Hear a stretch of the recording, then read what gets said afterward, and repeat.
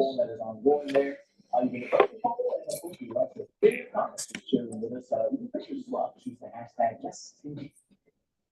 It looks like lightning bolts are going 2 for 2 this morning. Check out this shot from Miami on Wednesday. Yeah. Today in a split second as storms around 7 lightning may appear.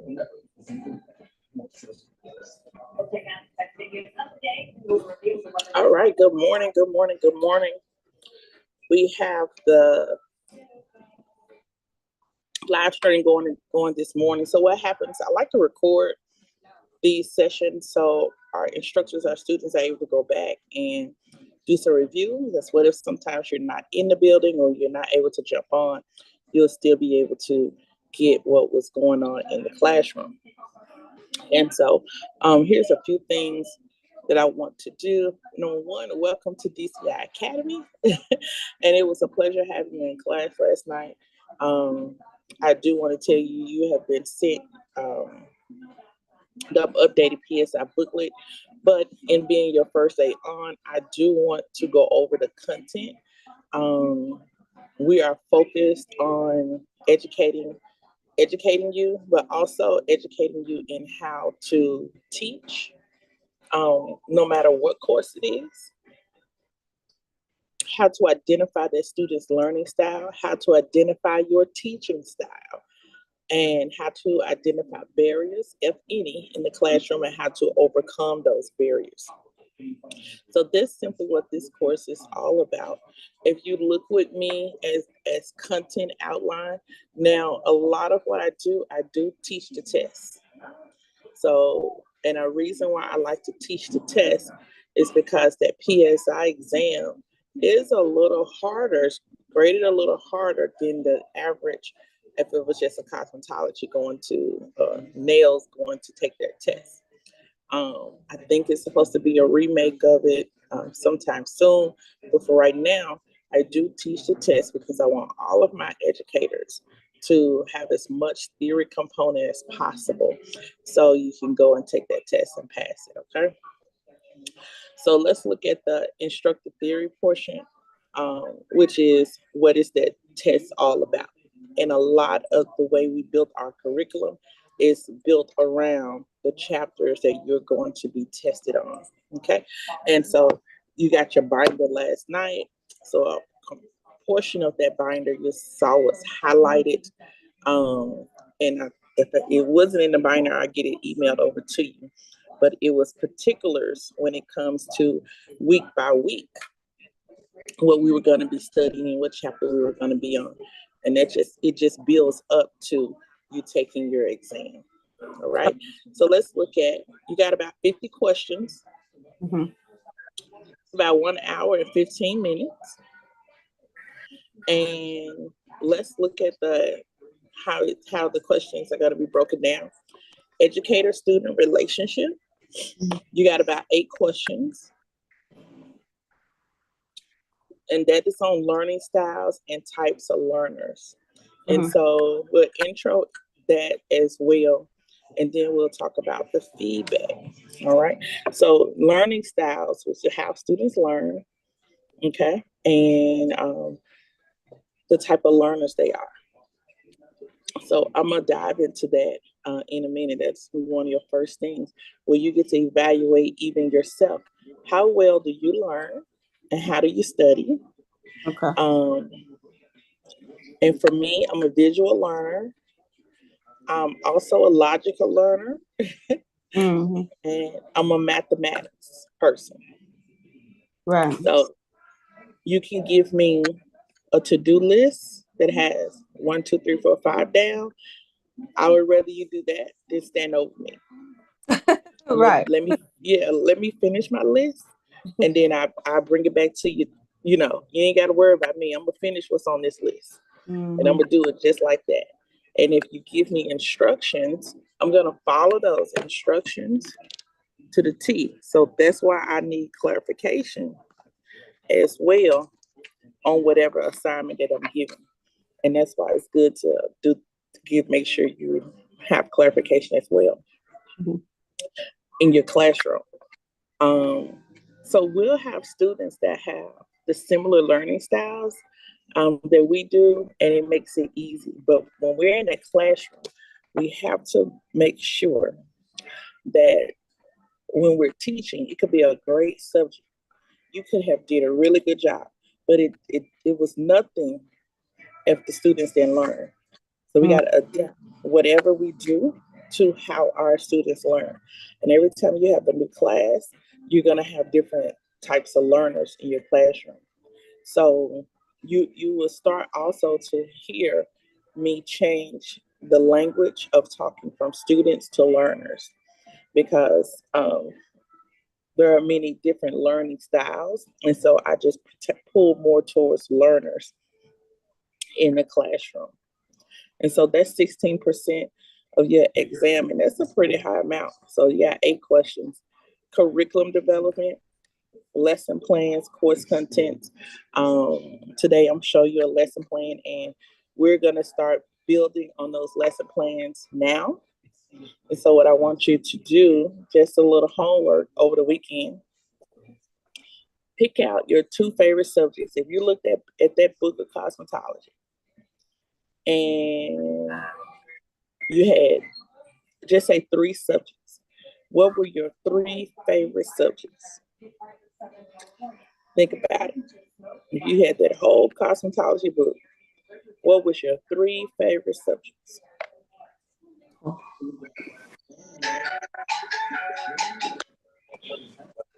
For me, I would choose hair color, hair cutting, and hair and scalp, healthiness of the hair and scalp. I'd probably choose those 3. Yeah. Yeah. And I think my 3 are different for in every season that I'm in, but I'll choose those 3 if you ask me today. All right. And so then we'll move to teaching methods. You'll have 26%. This is majority of your exam. That's 13 questions.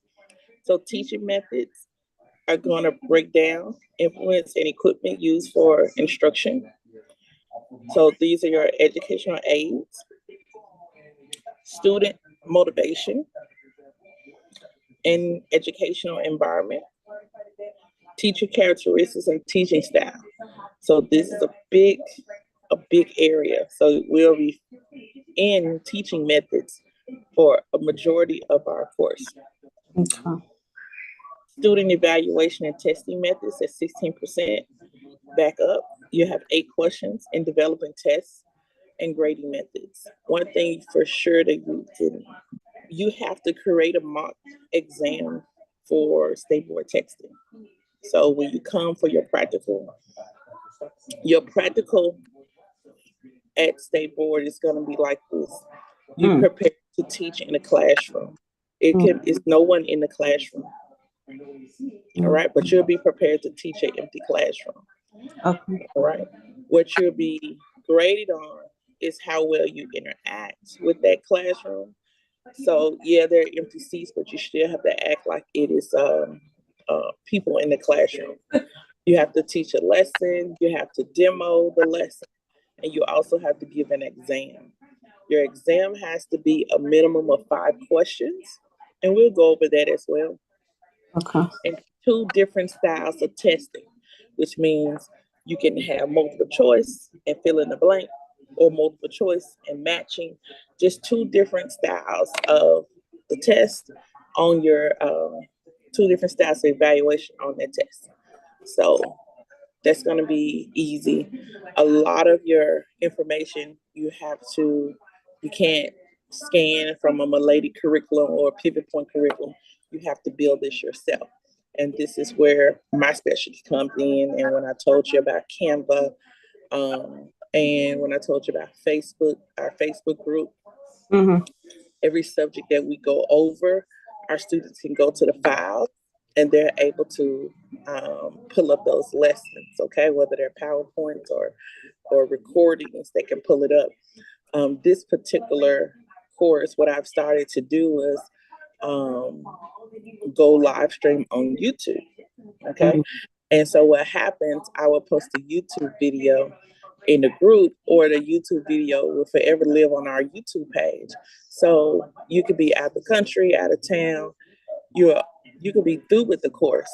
You just haven't taken a test yet, but you'll be able to go back and by YouTube or being in the group and say, hey, let me review, you know. So I just want to have those outlets available for our students. And technology isn't going anywhere. It's just getting better and better. So I just wanted to find a way to embrace technology. And then we're a non-traditional school, so I don't believe traditional schools are going to, return. I think everything is going to be a little bit more technology based. Mhm. And we just got to be prepared for it. Like tonight, we're going to have a Zoom classroom. And those individuals, we have 2 classes going on at the same time. So Cosmo will have their class, and then aesthetics will have their class. And sometimes we have the last students to jump in as well. Okay. So I don't think it's going anywhere. I think every instructor should prepare for not only in-person training, but virtual training as well. And so you got 8 questions on student evaluation and testing. Then you got 5 questions on classroom management, all right, safety and discipline. Then you have 10 questions on this 20% of the exam, 10 questions on licensing. Okay. So this is what has been a big thing we've been adding to. Meeting licensure requirements. And so you'll see our students, I don't know if you paid attention to the knowledge tree that was in the classroom. Mm-hmm. Okay, the knowledge tree. And so the knowledge tree had index cards with numbers on it. Mm-hmm. And the students we went around the room. And so instead of taking all of that book and telling them to read it, which is some of them, and you got to learn their learning styles. When they're faced with so much reading and such a thick booklet, their brain may go, oh, I'm tired, I'm frustrated, I can't do this. And so I just wanted to bring the important parts off the book first. I introduced the knowledge tree. And so I said, let's take all the numbers. Let's take all the numbers out. And I put the numbers on the index cards, placed them on the knowledge tree. I said, okay, when it got to number 300, tell me everything you know about 300. And that was our review. It is not them finding the correct answer, but I'm asking them to summarize in their own words. What do you know about 300? What do you know about 14? What do you know about the letters, the number 16? And that became a reference to them. And they'll say, well, okay, well, 300 is lash specialist hours, 300 is natural hair hours, 300 is instructor hours. Got it. And what happens when they give me a little bit, I can give them a little bit more. Okay. When they say 16, it's 16 hours for instructor continuing education and 16 hours for grade sanitation. I said, And all this stuff is part of the exam, right? Mm-hmm. Okay. So you guys, you're going to have licensing as well. So the same state board licensing I'm going over, you'll have that as well. Okay. And so for me, instead of having them read it, because there's no pictures, it's just words, I just kind of took out some of the key points.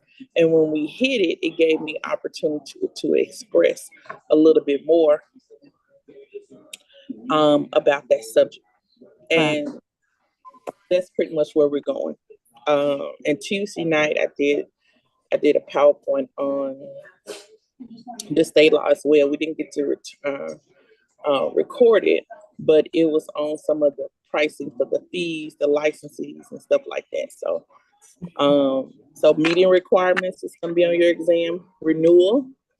So when do the licenses renewal? How much the renewals cost? Board responsibilities and disciplinary actions. Displaying the license. salon manager and cosmetology school manager responsibilities, all of that. Okay, and then change of address, contact information, and ownership. So of all of these areas, A through F, you're gonna have 10 questions. So what I would do was take the state law booklet, and it's two of them, one licensing, one sanitation. And I would look for these areas, A through F, highlight them. And those are the key areas that I would study. Okay. And the state law book has like a table of contents. All right. So I would highlight that table of contents. It just helps me navigate and then go directly to those pages. Also, change of address and displaying the sign pertaining to client's rights. So pretty much you have a sign that says clients have the right to refuse to drill. And also, if you're in a school, the school has the all services are performed under instructor supervision. Those are primary your signs that you'll have to use. But let me move forward to what's on your, so that was theory. This is what you got to turn in for the practical. So just say you go to, you take your theory exam, you pass it. After you pass the theory exam, you go in with the practical. Now, how far in between are the two? Are they right behind each other, or are they like totally different? You have to do them in different days and different appointments. Yeah, they're not together anymore. Okay. Yeah, so you'll do the theory, and that same week you can schedule for the practical. Okay. And how Tennessee has it now, you can do it in the building, or you can do it at home. Okay. So as long as your computer's set up and where they're able to see you, and you know, they ask you to give them a 360 of the room, things like that. You can do it what we call remotely, or you can go into the facility. And that's for only the practical, right? Or That's can you both? That's for both? Okay. Yeah, anybody who takes any state board testing have those options. And that really came down from the pandemic. Right. Just being backed up so much. But yeah, we have, and then we have students that come into the building to test because it's quiet. And not only that it's quiet, we'll remove everything out of the room. So it's just them, you know? And when it's just them, they have more peace and quiet, and they're able to take the exam because we've had it once before where a young lady had, her kids were opening the door and they disqualified her from the test. Wow.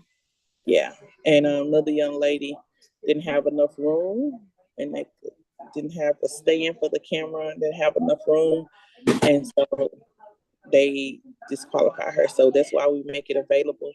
And it's no charge to any of our students. If we're not in the classroom, you can use it. We'll put a computer in there and on a big table, and you just go to work. So that's about it. So you're gonna have a copy of a lesson plan for lecture.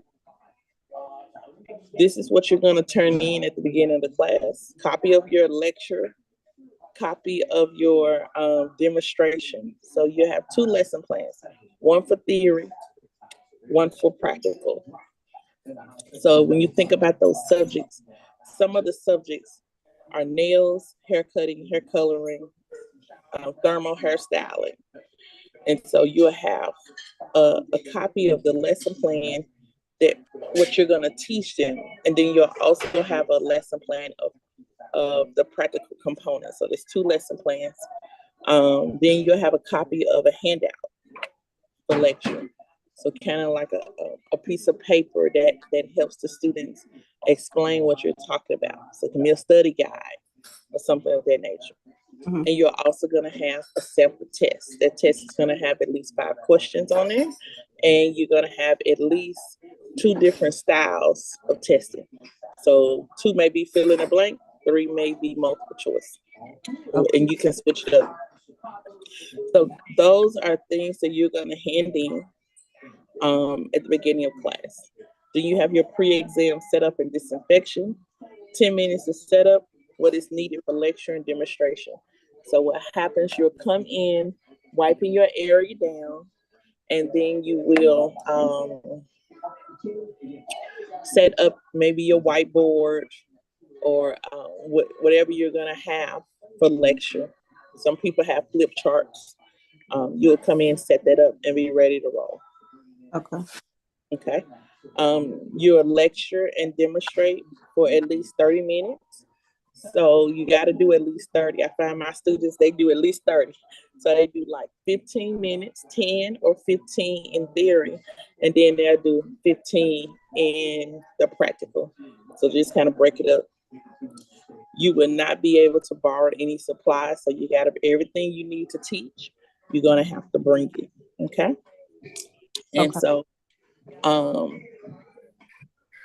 the lesson plans that I gave you in your binder, we thoroughly went through those lesson plans to make sure that all of these key components, 1 through 12, is included on the lesson plan. So we got to get to a point where we're filling it out, because you get 1 point. You get 1 point per thing. Okay. So we got to make sure those are on there. And even with the lecture, the handout, you got to make sure these 4 things are on there, and separate exam. So before you go, really before you leave these 10 weeks, we're going to make sure all of this is taken care of for at least 2 subjects, because you got one that you like, but then you got a spare backup. Okay. Okay. So it is the demonstration describing the lecture, or are they on 2 different subjects? No, whatever your lecture is, you'll demo on it. Okay. Yeah, but I was saying make sure you have a backup. Yeah, I know. I just wondering. Okay. It's 2 different things. Yeah, so if your lecture is, give me an example. What would you lecture on? You say it's like subjects on hair or whatever? I can on braiding, I can lecture on thermal styling or whatever, but say like if I do thermal style, where I have to bring a mannequin head in and show them how to thermal style. Is that's like an example of what I would have to do? Yep. Okay, gotcha. Yes, ma'am. So if you do thermal styling, you don't have to lecture about all of the components of thermal styling. You can pick one thing. Okay. And so it may be crokinole curling, it may be ring curls. I think I'll probably do braiding, since that's the easiest thing without no utensils to be used. You know what I'm saying? Yeah, and then it's comfortable. It is. I always tell them, pick something you're comfortable at. Don't go in there with something you ain't never done before. Right. Well, I did everything, but I think it's probably the simplest thing where I won't have to plug a stove up and bring curling irons and mannequin heads, Just braiding. Just braid, That'd be great. So your lecture would be on a one component of braiding. Could be an intro level, and then your practical is, let me show you. So if your lecture was maybe intro to braiding, I would include whatever you teach. You're going to include a little sanitation in it and a little safety, and which means I want you to do this, so that's going to prevent this. Okay. That's going to be easy, and then your demonstration will be you teaching them how to do, or how to hold the hair, how to do something form of braiding. And I think that's going to be amazing, because when I look up, that time was gone. That time was balling. Okay. Yeah, I mean, you only need to do 30. You're not going to be able to have your Apple Watch or your cell phone, but it'll be a clock in the room.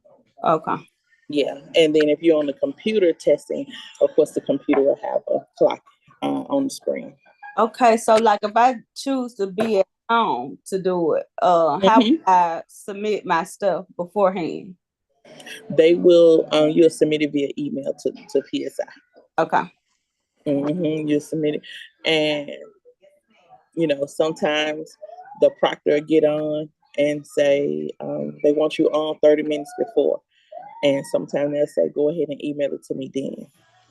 But for the most part, once you register, they will contact you and say, please send your such and such by such and such day. Okay. So if I do it there, I still do the same procedure, or do I just turn it in to you? Same thing. Same thing. Email. Mm-hmm. Gotcha. Same thing through email. And then if you're at the actual facility, you'll turn it into the people at the facility. Okay. And so do they have facilities in Memphis? They have one. And it is Apple Tree, so it's not far from the school. Oh, that's where I took my cosmetology exam.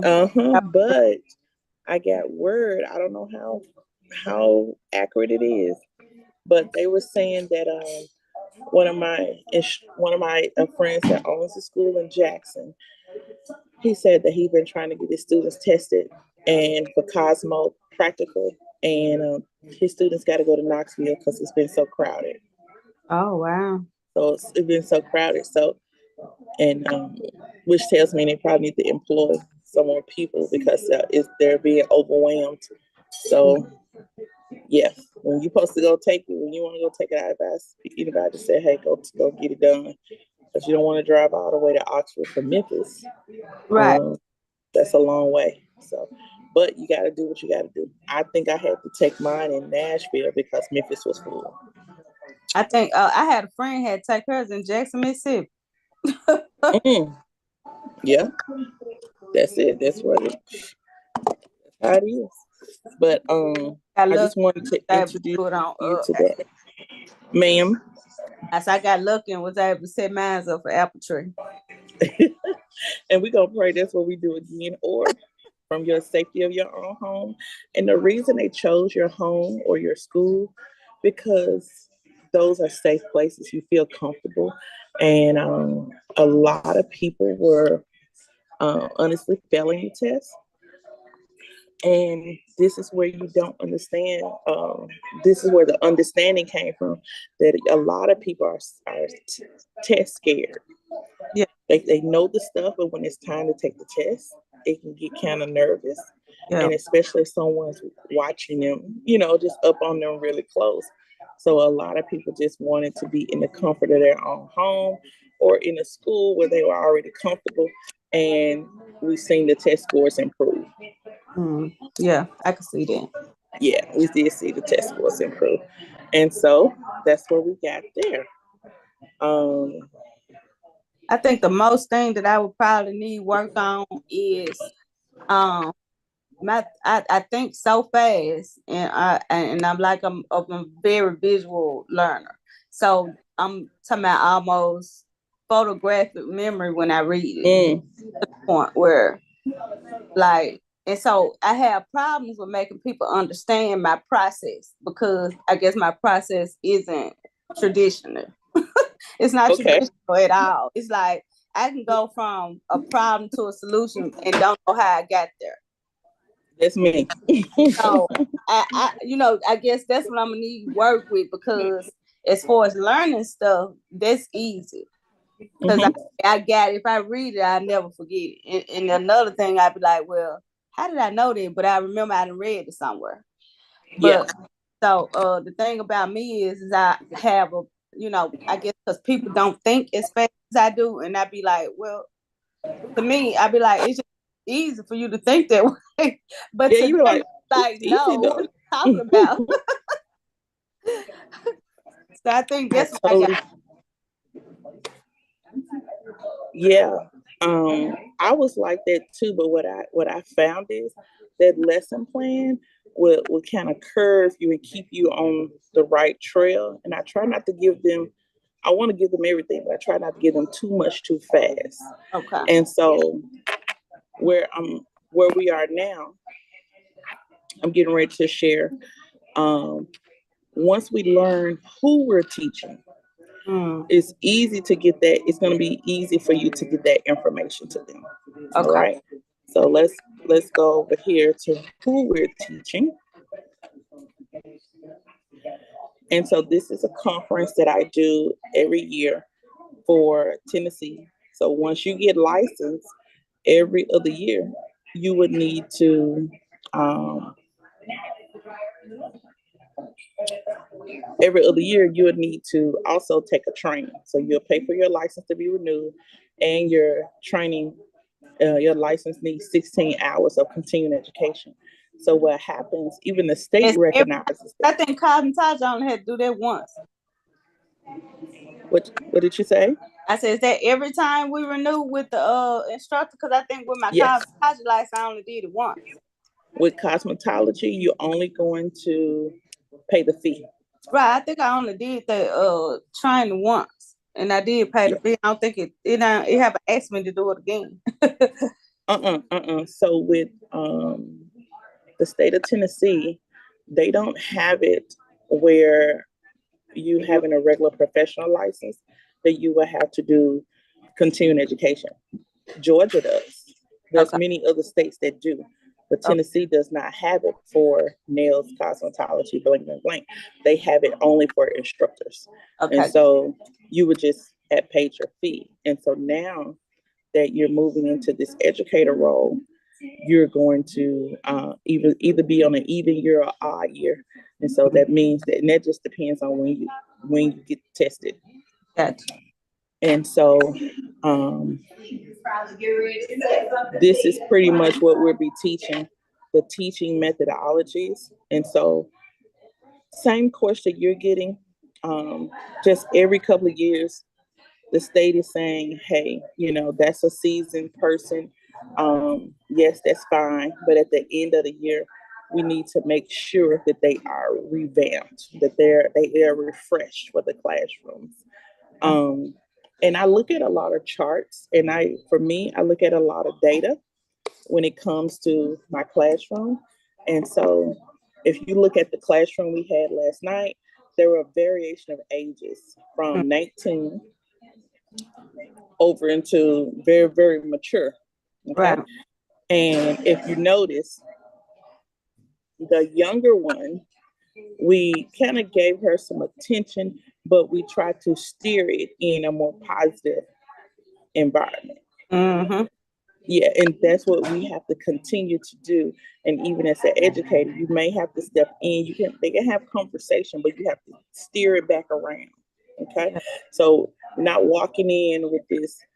I think everybody understands we're the teacher, but we don't have to walk with iron fists. We don't have to walk with this big authoritative nature. Everybody knows this is my classroom. And so sometimes we got to show up with this my classroom. Well, I'm gonna let you have your talk, but then let's steer it in a more positive environment and let's get back to work. And so I do that because I know that majority of my students are millennials and Gen Z. Okay. And so what I've had to study how millennials learn and how Generation Z learn. Like, I'm a millennial myself. I was born in 79. So I'm a Generation X. Right. But millennials were 1980. They grew up in the 80s and the 90s. Mm-hmm. And then Gen Z, they were born in 96 to 2014 and even now. And so Gen Z is even a 10-year-old. They're 10 years old right now. Okay. And so from 96 to 2014, that would make them what? That's 20. What's that? 22, 26. Mm-hmm. Okay, so from 10 to 26 years old, think about how those individuals who come into the beauty industry that age. And Right. we always say, it's a new kind of people. It's a new kind of people. That's all they learn is from YouTube. So your PowerPoint thing is perfect for them. You know what I'm saying? They learn by videos. That's all they do. That's it. And so what I've had to do is, I've always known I had to shift. So I worked at other schools, not a lot of schools, but I worked at other schools. And before starting this school, I said, you know what, Destiny, what what was the disconnection between those students and management? You need to find what that disconnection is and you need to connect it. So a lot of times management was too old Mm. and then the students were too young. So Mm. there was a gap right there. So what I started to do is say, hey, I'm a non-traditional school. I don't like, many students don't like being in the classrooms for a whole year. Mhm. That's why sometimes they get down to the end and they quit or they can't take it no more or they have a negative outlook on the school or the classroom. So what I like to do is bring some variety. Yes, you're going to learn something new every night. And so that's what Gen Z and millennials want. They want to know that when they show up, they're going to learn something new every day. Okay. So this is why I have so many things on the board. And if we get to them, we get to them. But they're going to leave there tired. And it's almost like, think about if they were at a daycare. Yeah. You work them so much when they get home, they tired. And so I do that. So number one, okay, I give you the theory. We've watched the video. Okay, now let's go and do a demo, interactive, and then move over into the waxing. We didn't even get to the back treatment, but no one can say that they left without knowing anything. Yeah. And the thing is, we touched 3 different personalities last night. We touched 3 different learning styles. They got to see, they got to do, and then they got the logical component of them reading the board and understanding what was going on, and then to see it in the video, and then to actually do it with somebody. That was the component. The young lady we kept, like for me, if you're saying you're going to do something, I need to make sure you know what you're doing. Mm-hmm. So, did you see last night? Visually, she could do it, Mm-hmm. but she couldn't understand. She didn't understand what she was doing. Right. And I can't let that pass as an educator. You can't let that pass all because she can do something with her hands really well. Right. You're still held, I feel like I'm held accountable because she is doing this and she's excited about doing it. But if she doesn't know what she's doing, I can't let her touch that class. Right. I can't let her, so last night was even telling me she's a visual person, but as we teach practical, I'm gonna have to walk through the steps. Gotcha. And I'm gonna have to require her to interact with me and walk through the steps. So I'm still learning how that particular student learns, and I'm good with adapting to how she learns, Okay, so So like with my school, so you say I'm gonna be able to teach anything. Okay. Where will I get the knowledge to know, is it like a breakdown of stuff that you got points that you have to hit on certain subjects? Because I don't know nothing about a study. But if I so would what teach it, how would I get the information to feed to them? okay, so you saw Miss Candace, right? At the Right. computer. Uh-huh. So Miss Candace class, she had a graduating class. She offered the state board prep last night. Nobody showed up. So Okay. she took her time and started making her PowerPoints and lesson plans. Mm-hmm. So what happens, we have a library of curriculum. So we have, like you're familiar with Milady, right? The textbook. Right. That's what we had to So, use. so I do some writing. I've done some writing for Milady, but Milady curriculum, we would take that curriculum or Milady or Pivot Point, and it's really already done, and then we customize it to how we're going to use it in the classroom. So what she was doing last night was getting her next 5 chapters out of the way by building those lesson plans and PowerPoints. Gotcha. We Okay. use a lot of technology, and just like I have Canva up here, a lot of our stuff I probably built on here. So you're not going to find it in most schools. They're going to have just a book, and you have to go pull that chapter out of the book and study it, and then turn around at it with your knowledge and experience, and then present it to the class. So I don't have to learn. Yeah, this is what I did. Even though I came into teaching young, very, very young. And we say, hey, we've met each other before, but I don't think you knew I was 19 and 20 years old. Okay. That's how young I was. And I started teaching on a dare. Uh-huh. They dared me in the salon to go down there. And I went down there, and the Lord had another plan. I'm stuck. I'm not stuck. It's literally changed my life. And I've been in education ever since. So what I had to do, because I noticed one day I wasn't prepared, and you can't go with the students. It can't be an introduction to the chapter, and you introducing it for seeing it for your first time too as the teacher. So as the teacher, the sacrifice is we need to be 1 to 2 subjects ahead of them. Okay. At least your first year. So that's why we got the calendar. If you know in 2 weeks you're gonna go over hair cutting, you need to be haircutting. You need to be reading haircutting right now. You need to be developing those lesson plans right now.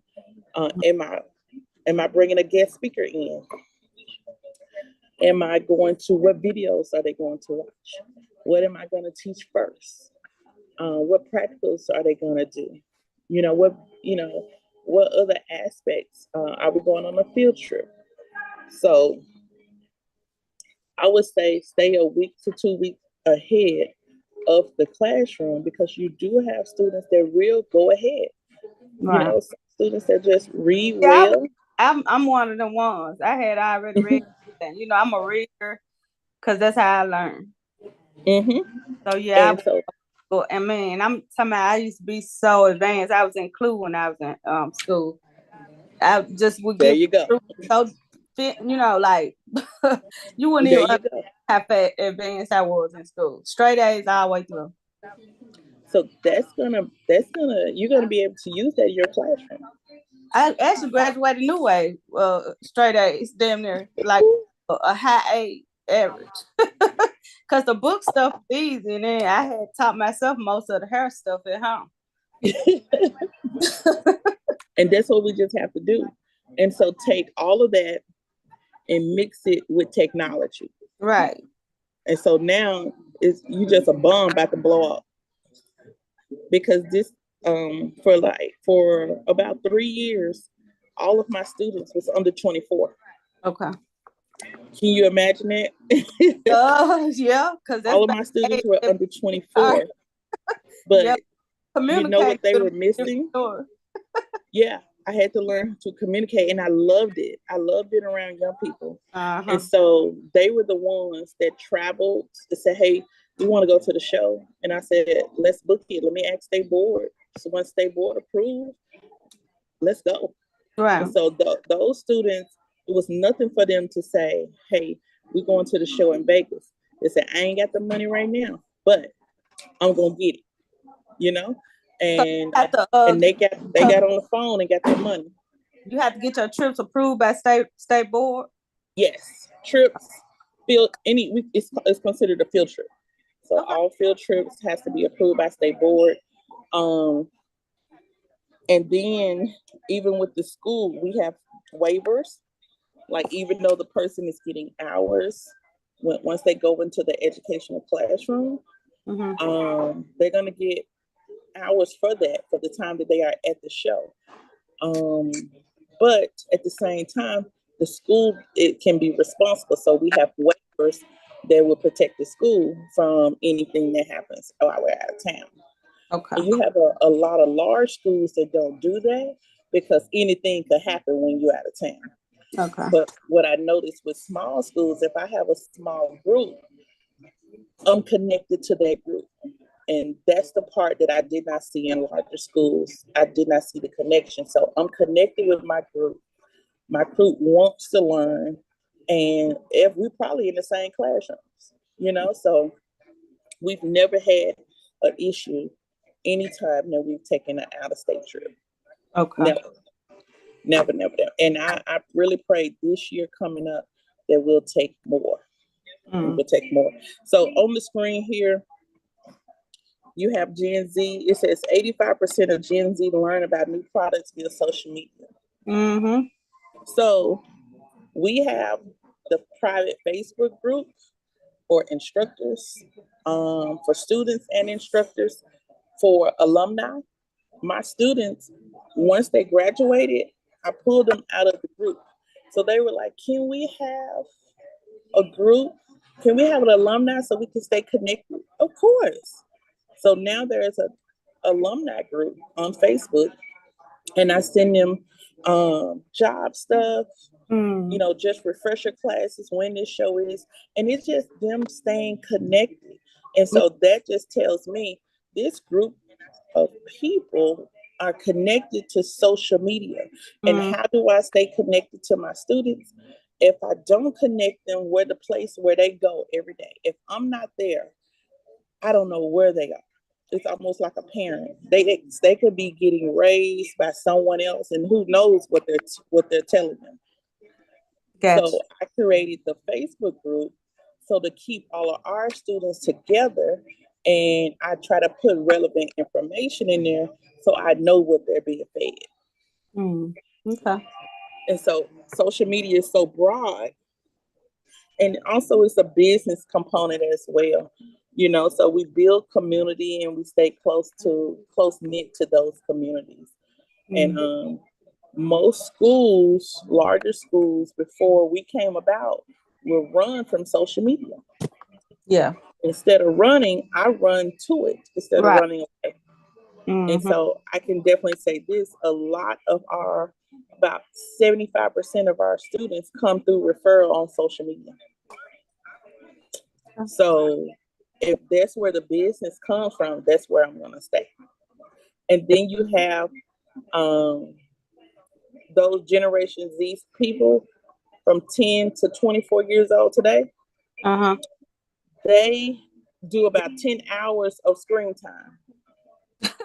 Right. So they're on their phones and they're on their tablets. And so that's where the virtual comes from. If they're going to be on their phones and tablets, can I feed them education through those channels? And so that is also why I'm thinking that we're never going back to traditional, just classroom, no virtual, minimum technology. I don't think so. The technology is going to get advanced. And I was telling, plus it's more convenient. Yeah. And we've even started to introduce AI in the PowerPoints. And so I think it's just going to get more and more advanced. But that's what I wanted to share with you.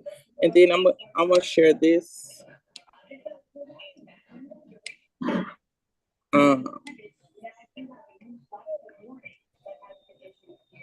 And so let's go over these learning styles, and then we'll prepare to close out. So the learning styles, this is going to be one of the first things you go over. I think it may be chapter 4. But let's identify the learning styles that our learners have. And if you see yourself in these, say, okay, I think that's me. And because I see myself all the time. There's verbal, linguistic, verbal. They prefer using words both in speech and writing. So these are students that like to talk. They're going to have a lot of questions. They really want you to break it down. Okay. And once you break it down to them, that they understand it, you don't have to worry about them. Then you have logical mathematics. These are individuals that prefer logic, reasoning, and systems. And so they're really good on tasks. Anything about business and money, they're really good on it. You can give them a to-do list, or you can explain your procedures and steps. And that's right there. Yeah, if you can. Okay, so step 1 is this. Okay, step 2, step 3. It has to make sense to me for me to get entertain it out. If it don't make sense, I'm like, no. Yeah, gotta have some logic, reasoning. So you'll have students like that, and then you'll have students who are bodily kinesthetic. So what this is, this student, not so much has to touch another person. Yeah, because I'm like Or one of yeah, mine right here. I don't want nobody touching me. yeah, but in the classroom, how this transfers, this student always has to have something in their hands. Hands on, yeah. Yeah, and most likely when I say something in their hands, like a stress ball, Okay. some blocks, they could be building something. Um, they're still listening. So basically, they need something in their hands. They're still channeled into you, but I don't want the instructor, the educator, to get frustrated because you think the student is not paying attention. Their learning style is they're learning, but they learn better when they have something in their hands. Mm-hmm. And so, even though we're teaching adults, I probably need to order some Lego blocks or I'm gonna order some stress balls, Yeah. and I have the yeah, but I'm serious. Like I'm literally when I do trainings, I will put a bowl full of these little pieces, and it is a learning fact. Yeah. It is definitely a learning fact. And then while you're teaching, just give them the option to put something in their hands or build something. And so at the end of the day, even though it seems kind of elementary, Mm-hmm. when you can ask that person every question, that person is going to run back every answer correctly. So this person learns by having some busyness, something in their hand, busyness. And so they may be reading or listening to an audio training and playing a ball at the same time. And we find that. And it's not that they're not in tune with you, it is just a learning style. And it becomes very interesting. Mm-hmm. And then your visual, of course. So not just showing them the demo, but if they can see pictures, if they can see video, if you draw something. So if you were teaching braiding, I'm definitely gonna do a demo. I'm probably gonna show a video, and I'm probably gonna show them. I'm gonna give them an assignment that says, "Okay, I need you to go on YouTube. No, I need you to go on IG, and I want to get your top 5 graders. Now they stuff got to be off the chain, and I want y'all to do this as a group. 3 people in the group. Give me your top 5, and we're gonna go head to head. So group A, go. Group B, go. So this is what I do. It sends them back to their social media channel that they gotta have, like it's a drug. It allows them to use their phone because they've been born with phones in their hands. Yes. They've had a phone since they've looked at technology and video since they were little. Yeah. And now I'm giving them something to do that pertains to class on that platform and with that device. What happens, they have that release. It reduces stress and anxiety in the classroom. It's going to evoke fun, smiling, adrenaline, because it's a challenge. And did anybody get harmed? No. But I tell instructors, pick your battles. Right. If this person has had a phone since they've been 6 months old in their hand, and this person is 20 years old, how do you come in and tell that person, I'm taking this phone to the end of the day? That's where you're going to have a problem in. Right. Yeah. So a lot of times we just have to sit back, and even I would ask you, as you observe our classroom, make a list and say, okay, this person, we'll call each person a letter. This person is A. Okay, I see she got to have something in her phone. She hold that phone a lot. Okay. The one that we were talking about. Uh-huh. Yeah, she but you said that's what I flashed back to when you had to make her put her phone down. And notice what she said? Yes, she feel like she back in school. Yeah, it's high school. And so I needed her attention. So you know what? When it's time to research, that's the one we'll choose to research. Yeah. Look this up real quick in your phone. Right. Look this up. So she's gonna have the phone, but since she has the phone, let's put her to work. Right. So that'll be your researcher. Right. So you'll make her put her phone down because you're like, every time you have the phone, you're gonna work. She's like, every time I pick up this phone, she got me doing something. but she'll end up putting she'll put the phone down. But pictures, images, and just spatial understanding. This person learns from procedures and pictures, videos, you demoing. They ain't got to know the book, but if you can take what they have in the book, and as you're teaching them, and they're watching your hands move. So okay, this is what we do next. That's the learning component. I had a young lady that was, awesome student, awesome student. But when I tell you she was an awesome student, knew everything, but when it came to testing, she was a bad tester. Yeah. So I asked her, I said, you know this, what's going on? So I took a copy of the procedure, and it happened to be a manicure procedure. And I only gave her the pictures. I said, okay, I'm gonna quiz you. I only gave her the pictures. I said, put them in order as to what you're gonna do next. She did that. And it was like seconds. And by the time I got back to my desk, she was done. Okay. But in asking her to fill in the blank about those steps, it didn't work. And then she was able to explain each step to me like she had repeated or digitally recorded what I had been teaching. Okay. She received it in her brain. She just couldn't figure out how to put it on paper. Right. Or put it in. A lot of people like that. Yeah. So what happened, the disadvantage I noticed that I don't have nothing to do with it. When she came up in high school, that was overlooked.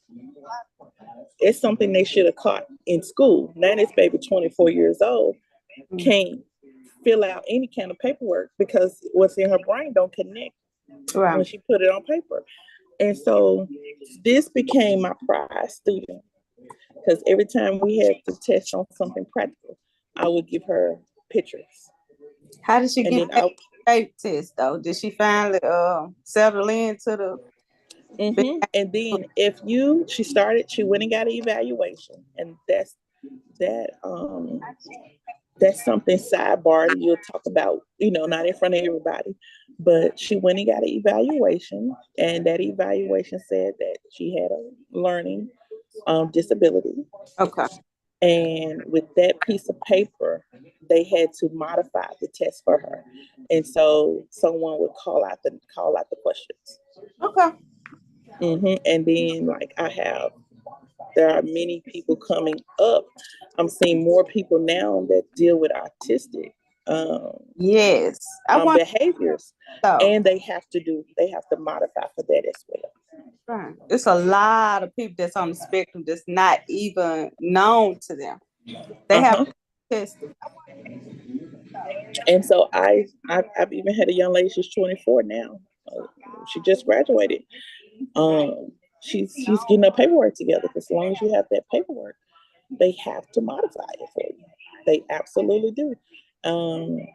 I have a friend who's getting ready to open up a school for hearing impaired, and that is the only thing. That is the only thing that PSI has not taken care of yet that I know of.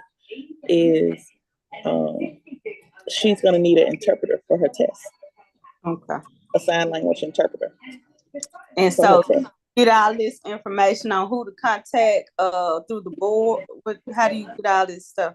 That booklet we was in. That booklet I just showed on the screen. It will have all of that PSI contact information. Okay, good. And so I would say, just starting now, letting them know just different things. Then you have musical. So this person loves music. This person can have them earphones on. They can have music blasting, and they say they study. They really are. The rhythm, the beat is a repetition, and it's causing consistency, and they are retrieving information and storing the information because of that beat. It's keeping them in a certain place. So yes, you have a lot of people that need to have some music on or some kind of rhythm while they're studying and while you're teaching. So you would say, Ms. Cox, where does music come in? Last night, music comes in every class. Okay. Every class I do, music comes in because I gotta tap into at least 4 different learning styles. Okay. So when I teach, I want to touch at least 4 different learning styles. So everybody say, I left with something. Gotcha. And notice I asked, how was your first day? Oh, I had a good time. I want that evaluation and if it wasn't a good time, how do I fix it? You know? So we just get to a point, no egos, no nothing. How do we fix it? Right. And the music we set last night was spa component. And I was telling them I want them to be one with the music. Feel the beat, feel the tempo, and just trust yourself and go to work. Now, I do this, and I guess Monday, we'll create this playlist. So we'll wait till you come back, whether it's Monday or Wednesday. We'll create a playlist, right? Okay. And so everybody needs to give me a song, but the song needs to be non-explicit. So they can give me the song, and we're gonna create maybe an Apple playlist, right? Mm-hmm. And then do it have to be spa music? Huh? It got to be spa music? It could be any song. Okay. And so what happens, that I've done this all the time, you can go from country to gangsta rap to R&B, back around to reggae, because everybody has something different that they like. So we put it on the playlist and we let it play.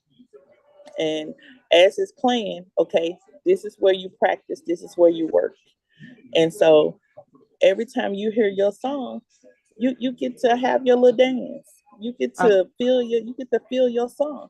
But that's the rhythm.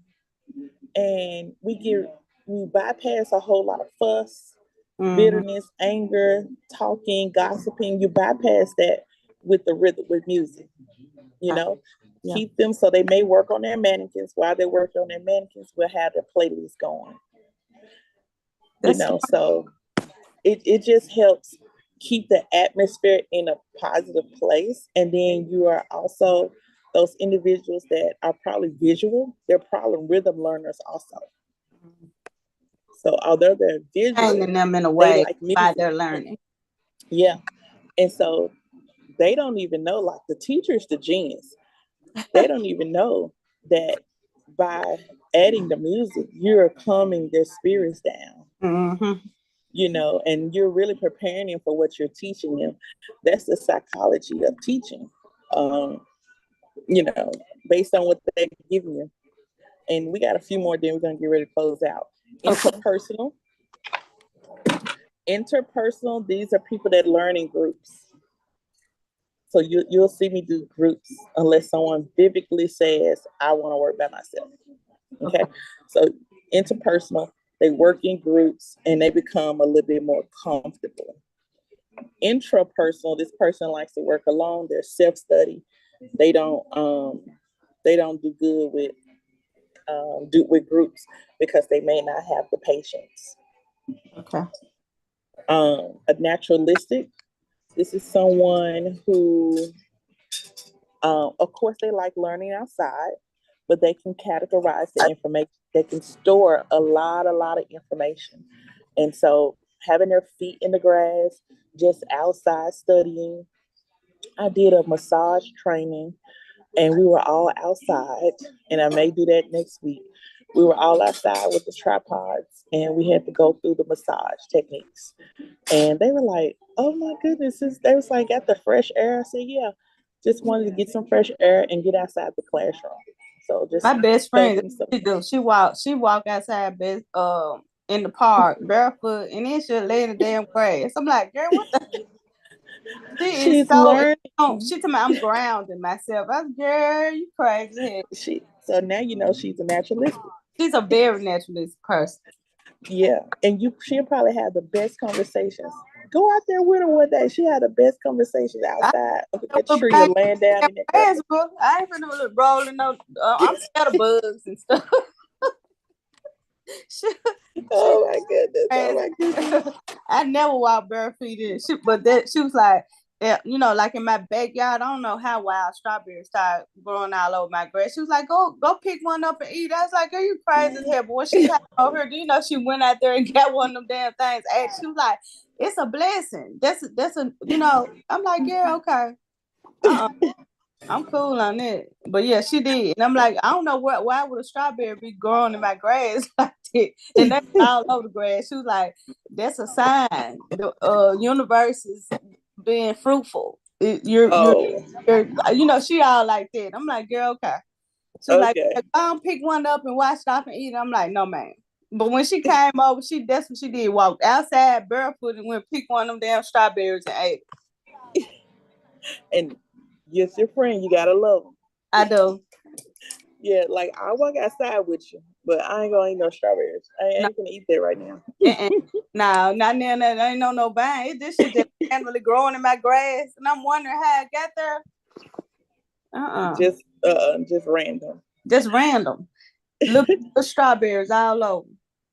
Right. So what I'm going to do, I'm gonna email you the first 3 PowerPoints. Okay. We'll meet Tuesday, and that's when we'll start on your initial lectures. Your hour started yesterday. I'm just excited for you, and so we're gonna have a fun rest of these 10 weeks. And so I'm looking forward to you, just your eyes opening, you're learning so much. I'm gonna learn from you as well, and we're just gonna have a good time. So bring some ideas, and even with the skincare, the nails, the natural hair, the braiding, it all works together. Okay. So I'm sure if you, most cosmetologists are visual people, Yeah. and so I was saying, you know, when we go to trade shows, for me, I was like, okay, I know everything about weave. Let me pick another subject to learn about. Okay. You know, so that was pretty much me. We will, because most of our students are skincare. Yeah, we will have a lot of skincare training, but I want to develop you in the cosmetology training because we also have a natural hair class. Right. And we also have a lash class. And I so want to learn how to. I see I'm in the right place though, because I'm interested in skincare and eyebrows, yeah, stuff like that. You know. so you're gonna learn right along with us. Miss Candace do the same thing. So right along with us. But I'm excited to have you, and we'll be picking up every Tuesday and Thursday on the Zoom, and then you choose your day. You can come in the building, okay? Okay. Do I need to download anything on Facebook before Tuesday? No, I'm gonna send you an email. When I didn't send it last night because it was late, but sometime today I'm gonna send you your first 3 chapters. Okay. Yeah, but if you want to, because you're in that learning phase, just go look at some of the PowerPoints. Okay, I will. On Facebook, And especially on skincare, just go into the files. All of that stuff in the group you can download if you want. It's totally up to you, 24/7. And then you look in the instructor group. I got some study guides and stuff in there. But all of that stuff is when you come in, it's all accessible to you. Okay. So give me a call if you find something or if you have a question about something. Okay. Okay, I'll write it down because I'm gonna check it. All right. Enjoy your weekend. You too. Thank you so much. No problem. Have a blessed one. You too. All right. Bye.